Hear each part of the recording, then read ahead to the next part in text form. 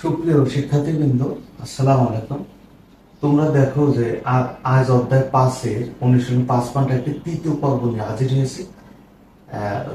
অবশ্যই এটা উচ্চতর গণিত। তো দ্বিঘাত সমীকরণ নিশ্চয় কিভাবে নির্ণয় করতে হয় সেটা আমি দেখাবো। আমি এখানে একটা দ্বিঘাত সমীকরণ আগেই লিখে রেখেছি এবং এই সমীকরণটাকে দ্বিঘাত সমীকরণ আকারে সাজাতে হবে। তাহলে কিভাবে আমরা সাজাতে পারি? দেখো যে এ এক্স স্কয়ার, তো এখানে আমরা যদি এটা এইভাবে করি যে এ এক্স মাইনাস টু এ, তার মানে এটা এ এক্স স্কয়ার, তারপরে এইটা, তারপরে প্লাস 3 ইকুয়াল 0। তাহলে এইখানে দেখো যে এইখানে তোমার মনে করো এই সমীকরণের সাথে যদি আমি তুলনা করি তাহলে কি হচ্ছে, তাহলে আমার এখানে মনে মনে একটা প্লাস আছে, তাহলে আমার এখানে বি হবে -4। অর্থাৎ আমি এখানে এ লিখতে পারি কত, এ সমান সমান কত লিখতে পারি, এ লিখতে পারি আমি -2, বি লিখতে পারি আমি কত, বি লিখতে পারি -4, আবার সি কত লিখতে পারি, সি লিখতে পারি আমি 3। তাহলে সমীকরণের নিশ্চয়, নিশ্চয় কাকে বলে? নিশ্চয় হচ্ছে হলো, যেমন মনে করো এইটার সূত্র যেটা, এই সূত্র থেকে, ঠিক আছে, এত সমীকরণের নিশ্চয়টা কি আমরা একটু এখানে লিখে নিই। ঠিক আছে, এই যে দ্বিঘাত সমীকরণের নিশ্চয়টা কি সেটা একটু লিখলাম।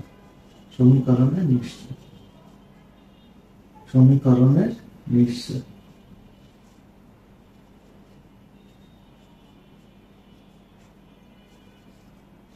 নিশ্চয় সমান বি স্কয়ার মাইনাস এটা হবে 4ac।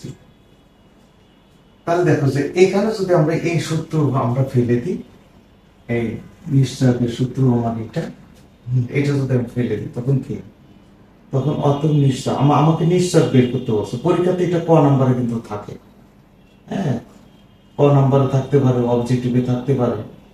যাই হোক, তোমরা জাস্ট কিভাবে বের করতে দেখো যে নিশ্চয়, আমরা জানি নিশ্চয় সমান কি হচ্ছে বি স্কয়ার মাইনাস 4ac। এটা হলো নিশ্চয়কের সূত্র।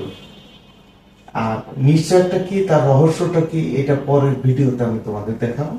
তাহলে বি কোনটা, বি হচ্ছে হলো আমার এখানে -4, -4 এর করেছে, তাহলে 4 ইন্টু এর মান কত, এর মান হচ্ছে হলো আমার -2, আর সি এর মান হচ্ছে হলো আমার -3।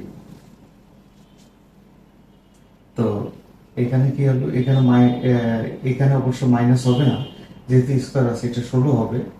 আর এখানে মাইনাস আছে প্লাস, 4 দুগুণে 8, 3 8 24, তাহলে এটা হচ্ছে 24। তাহলে কত হলো, এটা হচ্ছে 40, এই 40। তাহলে আমার নিশ্চয়কের মান এখানে হবে আমার 40।